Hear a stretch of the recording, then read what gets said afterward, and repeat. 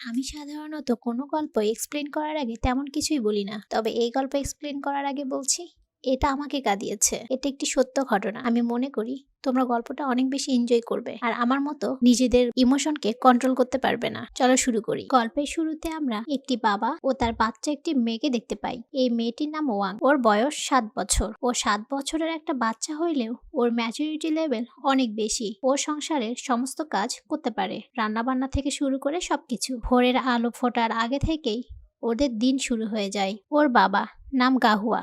সে বাঁশের ঝুড়ি বোনে আর এগুলো বিক্রি করে ওদের সংসার চলে। ও নিজের স্কুলে টিফিন সাজায়। গাহুয়া গরিব হলেও মেয়েকে ভালো একটা স্কুলে পড়ান, কিন্তু স্কুল বাসা থেকে অনেকটা দূরে। তাই ওয়াং প্রতিদিন ভোরে টর্চ নিয়ে বেরিয়ে পড়ে আর ওখানে পৌঁছাতে পৌঁছাতে ওর সকাল হয়ে যায়। স্কুলের সামনে এসে ওর মুখে প্রশান্তির একটা হাসি দেখা যায়। এই স্কুলের সব স্টুডেন্টরাই অনেক বড়লোক, শুধুমাত্র ওয়াং বাদে। সবার মাথায় অনেক সুন্দর সুন্দর হেয়ার ব্যান্ড রয়েছে, কিন্তু ওয়াং এর মাথায় কোনো ব্যান্ড নেই। ওয়াং এর একটি হেয়ার ব্যান্ডের খুব শখ, কিন্তু ও ওর বাবার অবস্থা জানে, তাই কখনো ও ওর বাবার কাছে কোনো আবদার করে না। এদিকে ওর বাবা বাসা থেকে ঝুড়ি নিয়ে বের হয়েছে বিক্রি করার জন্য। প্রতিবেশী এক মহিলা বলে, তোমার এখন উচিত একটা বিয়ে করা। গাহুয়া বলে, আমার জীবনের একটাই লক্ষ্য, আমার মেয়েটাকে মানুষ করা। ওয়াং স্কুলটাকেও নিজের বাড়ির মতো সবসময় পরিষ্কার রাখে। অন্য সব স্টুডেন্টরাও ওকে দিয়ে নিজেদের ড্রেসগুলো পরিষ্কার করে। ও হাসি মুখে এসব করে নেয়, এতে ওর কোনো অভিযোগ নেই। এদিকে ওয়াং এর স্কুলের পরীক্ষার রেজাল্ট দিচ্ছে।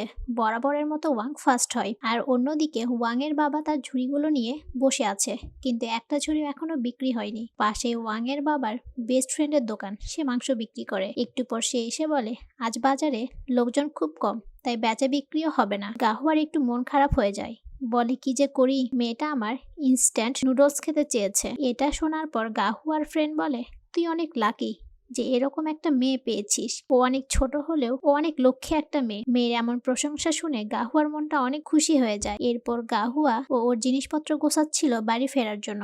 তখন গাহুয়ার ফ্রেন্ড কিছু মাংসের টুকরা পলিথিনে ভরে গাহুয়ার বাস্কেটে ছুড়ে দেয়। গাহুয়া সেই প্যাকেট তার বন্ধুকে ফেরত দেয়, তার বন্ধু আবারও তাকে দেয়। এভাবেই দুই ফ্রেন্ডের মধ্যে জোড়াজুড়ি চলছিল।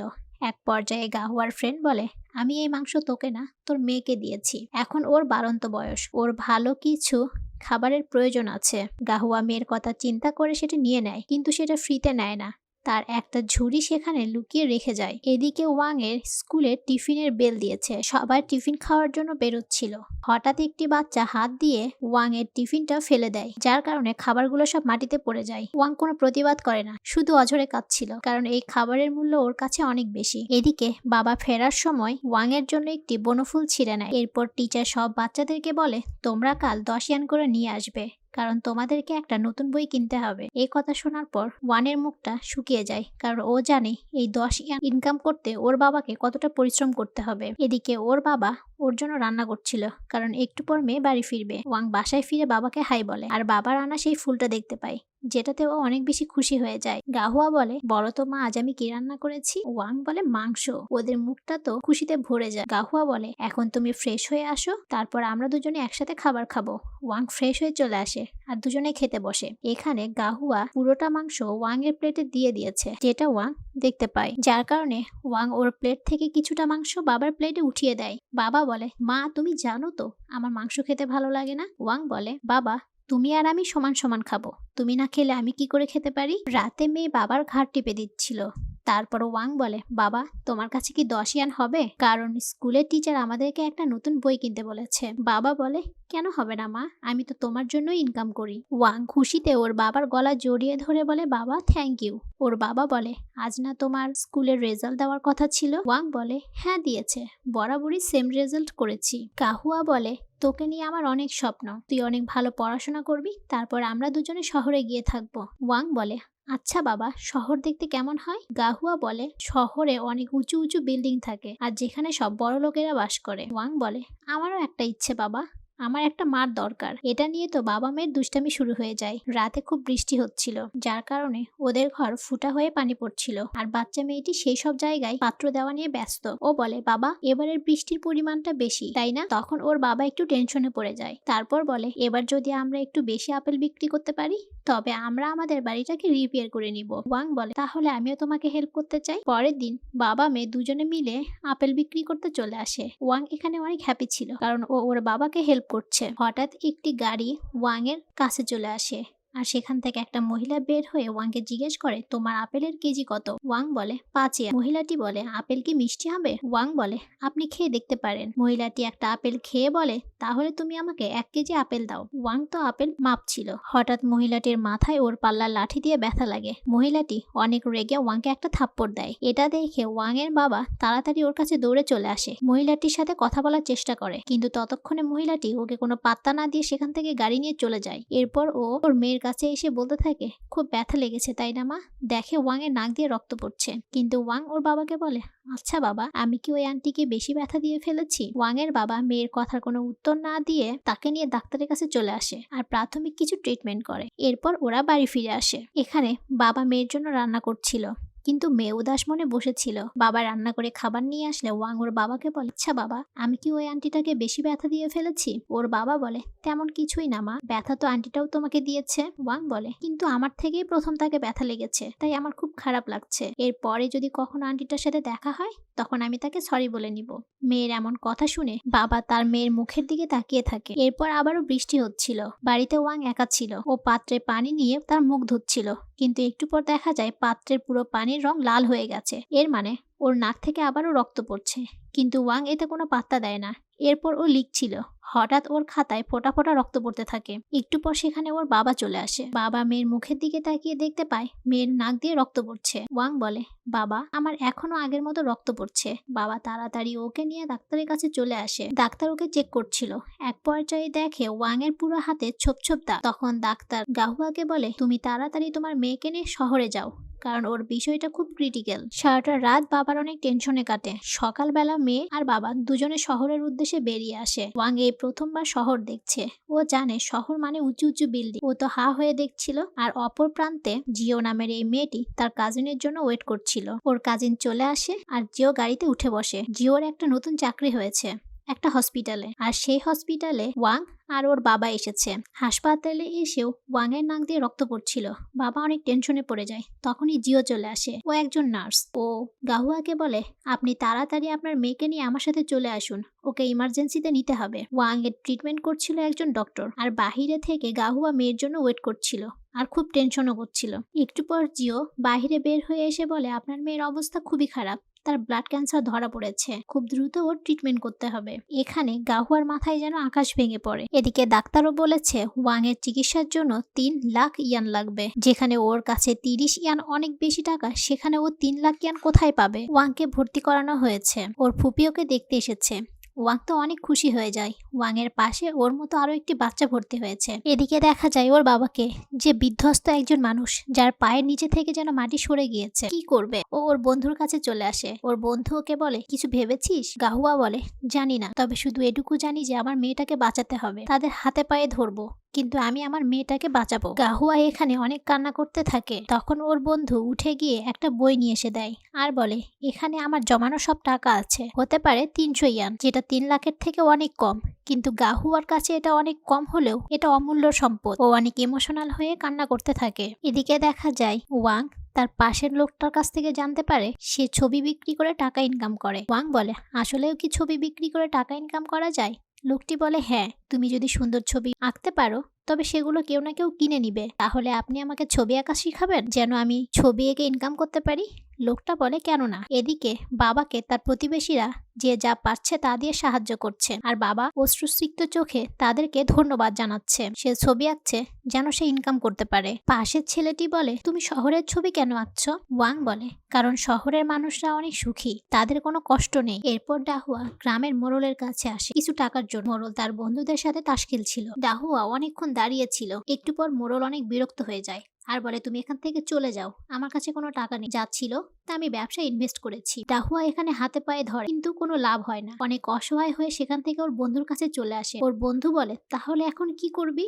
ডাহুয়া বলে, কি করব, আমি আমার বসত বাড়িটা বিক্রি করে দিব। ওর বন্ধু বলে, সেটা বিক্রি করে আর কতই বা পাবি, আর তা দিয়ে কি বা হবে? অন্য কোনো কিছু চিন্তা কর, দেখবি সব ঠিক হয়ে যাবে। এদিকে ওয়াং ও একটা ছবি ড্রয়িং করে বুকে নিয়ে ঘুমিয়ে পড়ে। ওর ফুবি সেই ছবিটা দেখে, যেটা ওর স্বপ্নের শহর ছিল। এদিকে ডাহুয়া ওর বাড়ির বিক্রির যা জিনিসপত্র ছিল সব নিয়ে বাজারে আসে বিক্রি করবে। চিৎকার করে বলতে থাকে, সবকিছু কিছু কম দামে বিক্রি করা হবে, কিন্তু কেউ আসে না। সে কান্না করতে করতে আবারও বলতে থাকে, আপনাদের যার কাছে যেটুকুন টাকা আছে সেটা দিয়ে আমার জিনিসগুলো কিনে নিন। সিন এখানেই কাট হয়ে যায়। এরপর গাহুয়া ওর মেয়েকে দেখতে আসে। ওয়াং ওর আকাশের ড্রয়িংটা দেখায় আর বলে, বাবা দেখ, ড্রয়িং করা ওই আঙ্কেলটা আমাকে শিখিয়েছে। গাহুয়া লোকটাকে ধন্যবাদ জানায়। ওয়াং বলে, এই ছবি বিক্রি করেও টাকা ইনকাম করা যায়, আর আমরা এই ছবি বিক্রি করে শহরে একটা বাড়ি কিনবো। আচ্ছা বাবা। বাবা চুপ হয়ে যায়। একটু পর ওয়াং বলে, আচ্ছা বাবা, আমার চিকিৎসার জন্য অনেক টাকা লাগবে তাই না? গাহুয়া বলে, তুমি একদম চিন্তা করো না, বাবা কোনো না কোনো উপায় ঠিক বের করবে। এটা বলে ও ওর মেয়ের হাত শক্ত করে ধরে নেয়, যেন কখনো ছাড়তে দেবে না। এরপর দেখা যায় গাহুয়া একটা এটিএম বুথের সামনে দাঁড়িয়ে আছে। এখানে আমরা বুঝতে পারি ও হয়তো টাকা চুরি করার জন্য এখানে দাঁড়িয়ে আছে, কারণ সে নিরুপায়। ও একটি মহিলার পিছু নেয়, কিন্তু ও থেমে যায়, কারণ এই হাত দুটো চুরি করার জন্য না, এই হাত দুটো পরিশ্রম করে টাকা ইনকাম করার জন্য। গাহুয়া বুঝতে পারছে না ও কি করবে, কি করা উচিত। এরপর দেখা যায় গাহুয়া আবারও সেই মোড়লের সামনে হাঁটু গেড়ে বসে আছে আর অনেক জোর করছে কিছু টাকা ধার দেওয়ার জন্য। পাশে থেকে মোড়লের ছেলে সব দেখছিল, কারণ মোড়লের ছেলেও ওয়াং এর সাথে সেম স্কুলে পড়ে। গাহুয়া বলছিল, আপনি আমাকে বিশ্বাস করেন আর কিছু টাকা ধার দেন, আমি যদি মরেও যাই আমার মেয়ে সেই টাকাগুলো শোধ করে দিবে, কারণ ও 8-10টা বাচ্চার মতো না, ও অনেক বুঝমান, ও অনেক বোঝে। অবশেষে বিরক্ত হয়ে মোড়ল বলে, আমি একজন গ্যাংস্টারের কাছে থেকে 80,000 ইয়ান পাই, তুমি যদি সেটা আদায় করতে পারো তবে সেটা নিয়ে নাও। গাহুয়া অনেক খুশি হয়ে যায় আর ধন্যবাদ জানাতে থাকে। ও বলে, তাকে আমি কোথায় খুঁজে পাবো? এরপর গাহুয়া সেই গ্যাংস্টারের কাছে আসে আর মেয়ের কথা বলে অনেক অনুরোধ করতে থাকে, কিন্তু গ্যাংস্টার ওকে কোনো টাকা না দিয়ে ওকে অনেক মারে, যার কারণে অসহায় বাবা ফিরে আসে মেয়ের কাছে। মেয়ে বাবাকে দেখে বলে, বাবা তোমার কি হয়েছে? গাহুয়া বলে, তেমন কিছু না মা, আমি পড়ে গিয়েছিলাম। এরপর মেয়ে ওর আঁকা সব ড্রয়িংগুলো ওর বাবাকে দেখাচ্ছিল। ড্রয়িংগুলো দেখাতে গিয়ে ও ওর বাবার হাতে ফোসকা দেখতে পায়। বাচ্চা মেয়েটার বুঝতে বাকি রইল না যে তার বাবা অনেক পরিশ্রম করছে। মেয়ে বাবাকে জড়িয়ে ধরে। এদিকে গাহুয়ার বোনের চোখেও পানি। সিন এখানেই কাট হয়ে যায়। দেখা যায় গাহুয়া অনেক ভারী ভারী কাজ করছে, পাথরগুলো টানছে, যেগুলো অনেক কষ্টের, কিন্তু মেয়ের জন্য সে সব করতে রাজি। এরপর ও আবারও মেয়ের সাথে দেখা করতে আসে, কিন্তু ওর বোন ওকে সাইডে নিয়ে আসে। গাহুয়াকে বলে, ভাইয়া তুই এখান থেকে পালিয়ে যা, তুই যদি না থাকিস তাহলে হসপিটাল নিজের থেকে ওর ট্রিটমেন্ট করবে, ওকে তো আর ফেলে দিতে পারবে না। তখন গাহুয়া বলে, ওর বাবা মা ওকে ফেলে রেখে চলে গিয়েছে, আমিও ওকে ফেলে রেখে চলে যেতে পারি না, আমি ওর সাথেই থাকবো, প্রয়োজন হলে আমি ওকে বাড়ি নিয়ে যাব। গাহুয়ার বোন বলে, তাহলে কি তুই ওর মৃত্যু কামনা করছিস? গাহুয়া বলে, আমার আর কিছু করার নেই, আমি আর কি বা করতে পারি। এখান থেকে এটুকু বোঝা যায় যে ওয়াং গাহুয়ার মেয়ে না। এরপর গাহুয়া ওয়াং এর সাথে দেখা করতে ভেতরে আসে। ওয়াং ওর ড্রয়িংগুলো দেখাচ্ছিল। তারপর ওয়াং বলে, আমি জানি আমার চিকিৎসার জন্য কত টাকা লাগবে, এত টাকা তুমি কোথায় পাবে? আমার বাবা মা আমাকে ছেড়ে চলে গিয়েছে, আমি আমার জীবনের শেষ সময়টুকু তোমার সাথে থাকতে চাই, চলো বাবা আমরা গ্রামে ফিরে যাই। এখানে এই বাবা জানে না তার মেয়ের কথার কোন উত্তর দিবে। তাদের এমন কথাই ওখানে থাকা সবাই অনেক কাঁদছিল। এরপর গাহুয়া ওয়াশরুমে যায়, সেখানে একটি নাম্বার লেখা ছিল আর তার নিচে লেখা ছিল এখানে কিডনি বিক্রি করা হয়। গাহুয়া ওয়াশরুম থেকে বের হয়ে সেই নাম্বারে ফোন করে আর কিডনির দাম বলে দেয় 3 লাখ ইয়ান, যা ইয়ানের ট্রিটমেন্টের জন্য যথেষ্ট। এদিকে ইয়ানের ফুপি ঘুম থেকে উঠে দেখে ইয়াং নেই। সে পুরো হসপিটাল ইয়াংকে খুঁজে বেড়ায়। অন্যদিকে গাহুয়া সেই ঠিকানায় চলে এসেছে আর একজন লোক ওর জন্য ওয়েট করছিল। লোকটি গাহুয়াকে বলে, আপনার অপারেশন করার আগে কিছু টাকা জমা দিতে হবে। গাহুয়া বলে, কিন্তু আমার কাছে তো কোনো টাকা নেই, আপনি কোনোভাবে ব্যবস্থা করে দিন, আমি যখন টাকা পাবো তখন আপনাকে দিয়ে দিব। লোকটা বলে, আপনার কাছে এখন কত আছে? গাহুয়া বলে, সর্বোচ্চ হলে 700 ইয়ান। লোকটা বলে, সেটাই দিয়ে দিন, এটা দিয়েই হয়ে যাবে। গাহুয়া ওর পকেট থেকে সেই টাকাগুলো বের করে গুনতে থাকে, হাত যেন কাঁপছিল, কারণ এই টাকাই ছিল ওর শ্রেষ্ঠ সম্বল। লোকটি টাকাগুলো নিয়ে বলে, 3 দিন পর আপনি এখানে চলে আসবেন, আপনার অপারেশন করা হবে। গাহুয়া হসপিটালে ফিরে এসে ওর বোনের থেকে শুনতে পায় ইয়াংকে কোথাও খুঁজে পাওয়া যাচ্ছে না। সবাই চারিদিকে ওয়াংকে খুঁজছিল। এরপর দেখা যায় ওয়াং ওর আঁকা ড্রয়িংগুলো নিয়ে রাস্তায় বসে আছে বিক্রির জন্য, কিন্তু কেউ সেগুলো কেনার আগ্রহ দেখায় না, কারণ ওর এই আবেগের দাম এই দুনিয়ার কোনো মানুষের কাছে নেই। ওয়াংকে দেখে ওর ফুপি নার্স দৌড়ে চলে আসে, ওকে বলে, তুমি এখানে কাউকে না বলে কেন এসেছো? ওয়াং বলে, ফুপি এই ড্রয়িংগুলো বিক্রি করে আমি আমাদের ঘরটা রিপেয়ার করব, যেন বৃষ্টিতে আর পানি না পড়ে। বাবা ওর কাছে দৌড়ে চলে আসে। বাবাকে দেখে ওয়াং এর মুখে যেন হাসি ফোটে। গাহুয়া ওয়াংকে বলে, তুমি চিন্তা করো না মা, তোমার ট্রিটমেন্টের টাকা ম্যানেজ হয়ে গিয়েছে, আমরা খুব তাড়াতাড়ি সুস্থ হয়ে বাড়ি ফিরবো। 3 দিন পর গাহুয়া সে লোকের কাছে চলে আসে কিডনি বিক্রি করার জন্য, কিন্তু দেখে দরজা লক করা। সে দরজা ধাক্কাতে থাকে। পাশে থেকে একজন মহিলা এসে বলে এইখানে যে লোকটা ছিল সে একজন প্রতারক। এটা শুনে গাহুয়ার মাথায় যেন আকাশ ভেঙে পড়ে। ওর পায়ের নিচে থেকে মাটি সরে যায়। একজন অসহায় বাবা যে তার সন্তানকে বাঁচানোর জন্য আপ্রাণ চেষ্টা করছে, আর কোনো এক প্রতারক এসে তাকে ঠকিয়ে তার জমানো টাকাগুলো নিয়ে চলে গেল। এই শহরের উপরে অনেক অভিমান নিয়ে গাহুয়া তার মেয়েকে নিয়ে বাড়ি ফেরে। ওয়াং ওর বাবাকে বলে, বাবা তুমি আমাকে চুলের একটা ব্যান্ড কিনে দিবে আর আমার একটা ছবি তুলে দিবে? বাবা বলে ঠিক আছে, কিন্তু তুমি ছবি কেন তুলবে? ওয়াং বলে, যখন আমি থাকবো না তখন যখন তোমার আমাকে মনে পড়বে তুমি আমার ছবিটা দেখবে। বাবা মেয়ের জন্য তার পছন্দের নুডলস কিনেছে। এখানে ওয়াং প্রথমে তার বাবাকেই নুডলসটা খাইয়ে দেয়। এরপর ওয়াং আসে ওর পছন্দের ব্যান্ড কেনার জন্য। ব্যান্ড কিনে দুজনে স্টুডিওতে আসে। সেখানে প্রথমে ওয়াং এর একটা সিঙ্গেল ছবি উঠানো হয়, তারপর বাবা মেয়ের একটা কাপল ছবি। বাবার ছবি দুটো অনেক যত্ন করে নিজের কাছে রেখে দেয়। বাবা মেয়ে দুজনেই শুয়েছিল পাশাপাশি, কিন্তু কারো মুখে কোনো কথা ছিল না। ওয়াং বলে, বাবা আমি মারা গেলে তুমি আমার কবরটা পাহাড়ের উপরে দিও, যেন আমি উপর থেকে তোমাকে দেখতে পারি, আর তুমি নিচে থেকে যেন আমাকে দেখতে পারো। বাবা বলে, অনেক রাত হয়েছে মা, তুমি এখন ঘুমিয়ে যাও। ওয়াং তো ঘুমিয়ে যায়, কিন্তু বাবা সে নিঃশব্দে শুধু কাঁদতে থাকে। এদিকে নার্স জিও ওয়াং এর কথা ভেবে কান্না করছিল এবং ও ওর কাজিনকে ফোন করে পুরো ঘটনাটি খুলে বলে। ওর কাজিন ছিল একজন রিপোর্টার। এরপর ওরা দুজনে মিলে ওয়াং এর উদ্দেশ্যে বেরিয়ে পড়ে। এখানে ওয়াং জিয়াওকে দেখে অনেক খুশি হয়ে যায়। জিয়াও ওর জন্য একটি গিফট এনেছে। এরপর গাহুয়া জিয়াও আর ওর কাজিনকে নিয়ে উপরে চলে আসে। জিয়াও এর কাজিন গাহুয়াকে বলে, আমি ওর ব্যাপারে সবটা শুনেছি, কিন্তু ওকে আপনার খুঁজে পাওয়ার সেই গল্পটা শুনতে চাই। গাহুয়া কিছুক্ষণ চুপচাপ থাকে, তারপরে ও বলতে শুরু করে, একদিন আমি জঙ্গলে কাঠ কুড়াতে গিয়েছিলাম। হঠাৎ আমি একটি বাচ্চার কান্না শুনতে পাই। আমি বাচ্চাটার কাছে এগিয়ে যাই, দেখতে পাই সুন্দর একটি ফুটফুটে বাচ্চা। আমি বাচ্চাটাকে কোলে করে নিয়ে চিৎকার করে বলতে থাকি, কেউ কি আছেন এখানে? তাহলে আমার ডাকে সাড়া দিন। কিন্তু ওখানে আমি আমার প্রতিধ্বনি শুনতে পাচ্ছিলাম, কিন্তু অন্য কারো আওয়াজ শুনতে পাইনি। প্রথমে আমি ভেবেছিলাম আমি কোনো ঝামেলায় জড়াতে চাই না, তাই বাচ্চাটাকে রেখে চলে আসছিলাম, কিন্তু আমার পা দুটো আটকে যায় ওই বাচ্চাটার কান্নার শব্দে। আমি ফিরে যাই এবং বাচ্চাটাকে কোলে করে আমার বাড়ি নিয়ে আসি। গ্রামের সবাই এসেছিল আর সবাই বলেছিল, তুমি এখনো বিয়ে করনি, তুমি এই বাচ্চাটার দায়িত্ব নিতে পারবে না। এরপর একে একে সবাই চলে যায়। পাশে শুধু বসেছিল আমার বন্ধু। সে আমাকে বলেছিল, তুই যদি এই বাচ্চাটার দায়িত্ব নিতে চাস তবে নে, একটা না একটা ব্যবস্থা ঠিক হয়ে যাবে। তখন আমি ওকে আঁকড়ে ধরি আর প্রতিজ্ঞা করি আমি আমার সর্বোচ্চ দিয়ে ওকে মানুষ করার চেষ্টা করব। আমার কাছে যা ছিল তা দিয়ে আমি ওর জন্য খাবার কিনি, ওর যত্ন করি, আর ওর নাম দিই ওয়াং। অশ্রু ভেজা চোখে দুই কাজিন শহরে ফেরে। রাতে বাসায় ফিরে রিপোর্টার ওয়াংকে নিয়ে তার পুরো জীবনের গল্প লিখে, আর এই নিউজটা ছাপানো হয় অনেক পপুলার একটি নিউজে। পরের দিন সকালে সবাই ওয়াং এর জীবনের কাহিনী পড়তে শুরু করে। রিপোর্টার তার হবু হাজবেন্ডকে বলে তাদের ফ্ল্যাট কেনার ডাউন পেমেন্টের টাকা সে ওয়াং এর জন্য দিতে চায়। এদিকে পত্রিকার প্রকাশক রিপোর্টারকে ডেকে পাঠায়, আর সেই প্রথম 3000 ইয়াং এর জন্য দিয়ে দেয় আর বলে, এটা একটা যুদ্ধ, আমরা হারবো না জিতবো জানি না, তবে ওয়াংকে বাঁচানোর জন্য সর্বোচ্চ চেষ্টা করব। ধীরে ধীরে এই বাবা মেয়ের গল্প পুরো চায়নায় ছড়িয়ে পড়ে। বিভিন্ন টিভি চ্যানেলে দেখানো হয় আর অনেক বেশি ভাইরাল হয়ে যায়। সবাই শুধু এই বাবা মেয়ের গল্প জানছিল, আর সবাই সবার কাছে অনুরোধ করে যেন মেয়েটাকে বাঁচানো হয়। ওয়াং এর স্কুলেও ওকে বাঁচানোর জন্য টাকা তোলা হয়। দেশের বিভিন্ন প্রান্ত থেকে মানুষ এসে তাদের জমানো টাকাগুলো হসপিটালে জমা করছে যেন ওয়াংকে বাঁচানো হয়। পরের দিন একটি অ্যাম্বুলেন্স ওয়াংকে আনার জন্য গ্রামে চলে যায়। এখানে রিপোর্টারও এসেছে। এদিকে দেখা যায় বাবা মেয়ের চুলে বেনি করে দিচ্ছে। ইয়াং ওর বাবাকে বলে, আমার জন্য তোমার অনেক টাকা খরচ হয়ে গেছে না বাবা?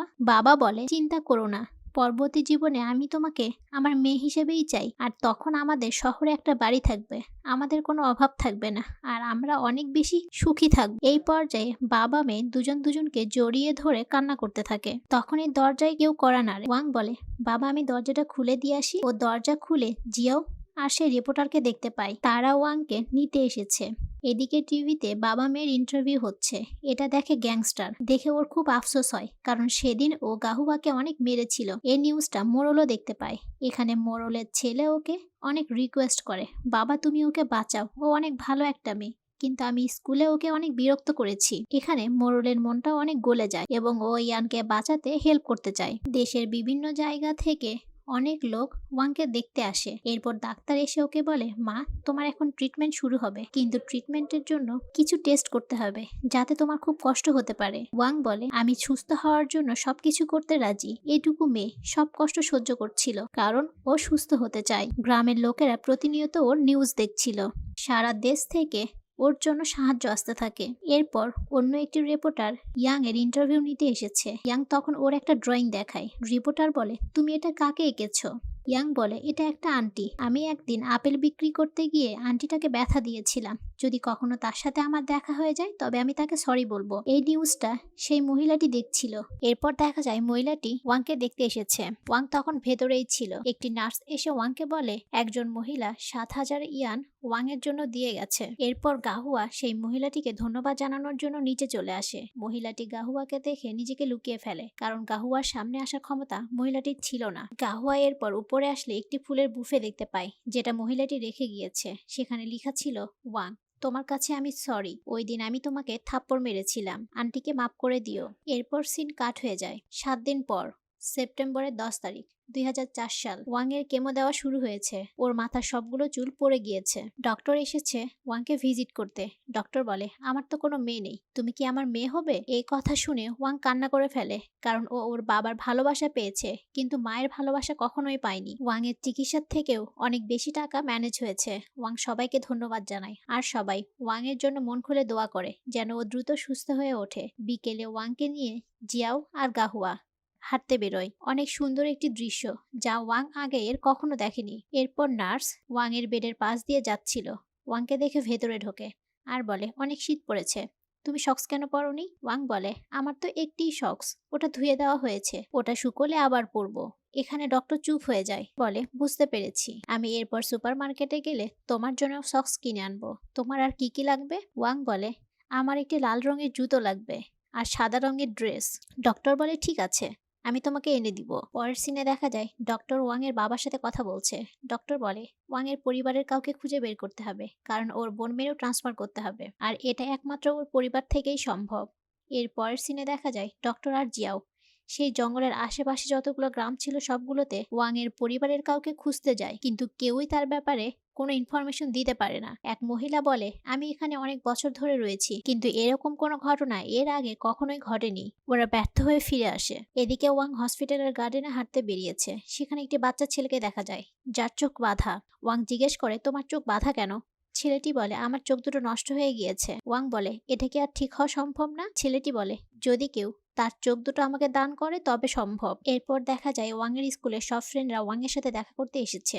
সবার সাথে ওয়াং অনেক সুন্দর সময় কাটায়। এরপর জিয়াও ডক্টরের কাছে অনুমতি চায় যেন ওয়াংকে পরীক্ষায় অ্যাটেন্ড করতে দেওয়া হয়, কিন্তু ডক্টর রাজি হয় না। এরপর দেখা যায় ওয়াং পরীক্ষায় অ্যাটেন্ড করেছে, তবে অন্যভাবে। ওর কাছে একজন টিচার এসেছে এবং ওয়াং হসপিটালের বেডে বসেই পরীক্ষা দিচ্ছিল। পরীক্ষা শেষে শিক্ষক ওখানে ওয়াং এর খাতা দেখে আর ফাইনালি রেজাল্ট শিট ওয়াং এর হাতে দেয়। এখানে ওয়াং 100-তে 100 পেয়েছে। এখানে ওয়াং অনেক বেশি খুশি ছিল, আর আশেপাশের সবাইও অনেক বেশি খুশি হয়ে যায়। এরপর হঠাৎ ওয়াং এর পেটে ব্যথা শুরু হয়ে যায়। ও ব্যথায় কাতরাতে কাতরাতে সেন্সলেস হয়ে পড়ে যায়। ওকে ইমার্জেন্সিতে নেওয়া হয়। সবাই বাইরে ওয়েট করছিল, খুব টেনশনে ছিল। একটু পর ডক্টর বের হয়ে আসে আর ওয়াং এর বাবার সাথে কথা বলে। ডক্টর বলে, যা ভেবেছিলাম তাই, ওর ক্যান্সার ওর পাকস্থলীতেও ছড়িয়ে গিয়েছে। আগামী কয়েকদিন ওকে কোনো ভারী খাবার দেওয়া যাবে না। আর হ্যাঁ, এটা ওর শেষ সময় চলছে, তাই মেন্টালি প্রিপেয়ার হয়ে যান, যে কোনো সময় ও আমাদেরকে ছেড়ে চলে যেতে পারে। এখানে গাহুয়াকে দেখে বোঝা যাচ্ছিল ও কতটা অসহায়। এরপর রাতে সবাই ঘুমোচ্ছিল। ওয়াং ঘুম থেকে জেগে উঠে একটা চিঠি লিখে পরের দিন সকালবেলা পাশের বেডে থাকা বাচ্চাটিকে ওর বাবা খাইয়ে দিচ্ছিল। বাচ্চা মেয়ে ওয়াং। ও খাবার দেখছিল কিন্তু খেতে পারছিল না। ও কতটা সহ্য করতে পারে? ও অনেকদিন কিছু খায় না। ওর খুব খেতেও ইচ্ছে করছিল। ডক্টর বুঝতে পারে আর ওয়াং এর কাছে এসে বলে, মা তুমি সুস্থ হয়ে গেলে আবারও সবকিছু খেতে পারবে। এর পরের সিনে দেখা যায় ওয়াং সেই ডক্টরের সাথে কথা বলছিল। ওয়াং ডক্টরকে মা ডাকে। ওয়াং বলে, মা আমি তোমাকে একটা কথা বলতে চাই, কিন্তু এই কথাগুলো তুমি আমার বাবাকে কখনোই বলবে না। ঠিক সেই সময় গাহুয়া সেখানে চলে আসে আর আড়াল থেকে সবগুলো কথা শুনে নেয়। ওয়াং বলে, আমি এত তাড়াতাড়ি মরতে চাই না। আমি আমার বাবার সাথে আরো কিছুদিন বেঁচে থাকতে চাই। আমি অনেক বড় হতে চাই। আমার বাবা আমার জন্য অনেক কষ্ট করেছে। আমি বড় হয়ে আমি আমার বাবার জন্য সুন্দর একটি বাড়ি কিনে দিতে চাই। সেখানে বড় একটি জানালা থাকবে, যেখানে বৃষ্টিতে পানি পড়বে না। আর বাবাকে অনেক ভালো ভালো খাবার খাওয়াতে চাই। সারা জীবন আমার বাবা নিজে না খেয়ে আমাকে খাইয়েছে। আন্টি আমি মরতে চাই না। আমি সুস্থ হতে চাই। আমি আমার বাবার সাথে আরো অনেক বছর বেঁচে থাকতে চাই। আমি আমার বাবাকে অনেক ভালোবাসি। এই ছোট্ট মেয়েটার এতগুলো কথা শুনে ডাক্তারের চোখে পানি চলে আসে। দরজার বাহিরে দাঁড়িয়ে থেকে ওর বাবা মুখে কাপড় গুজে কাঁদছে। এই কষ্ট আসলে বোঝানোর মতো না। এর পরের দৃশ্যে দেখা যায় ওয়াং ওর চিঠিটা জিয়াওকে দেয় আর বলে, আন্টি আমি যদি মারা যাই তবে আপনি আমার এই চিঠিটা রিপোর্টার আন্টিকে দিবেন। নার্স জিও বলে, তুমি এসব কি বলছো? তুমি খুব দ্রুত সুস্থ হয়ে যাবে। এরপর হ্যাপি নিউ ইয়ার চলে আসে। বাহিরটা তো সাজানো, ওয়াং এর বেডটা অনেক সুন্দর করে সাজানো হয়। চারদিকে সবাই ঘিরে আছে আর ওয়াং এর জন্য একটা কেক আনা হয়েছে। ওয়াং আজ অনেক খুশি, কারণ এই প্রথমবার ও কেক কাটবে। এর আগে কখনো ও কেক কাটেনি। এভাবেই কিছুদিন কেটে যায়। চলে আসে জানুয়ারির 10, 2005 সাল। বেশ কিছুদিন হয়ে গেল ওয়াং কিছু খায়নি। এইটুকু বাচ্চা মেয়ে না খেয়ে কি করে থাকতে পারে? পাশে একটি নুডলসের প্যাকেট রাখা ছিল। ওয়াং প্যাকেটটি হাতে নিয়ে সেখান থেকে নুডলস খাওয়া শুরু করে দেয়। একটু পর ওর পেটে ব্যথা শুরু হয়ে যায়। ওয়াংকে অপারেশন থিয়েটারে নেওয়া হয়। বাচ্চা একটা মেয়ে, ও শুধু ওর বাবাকেই দেখছিল।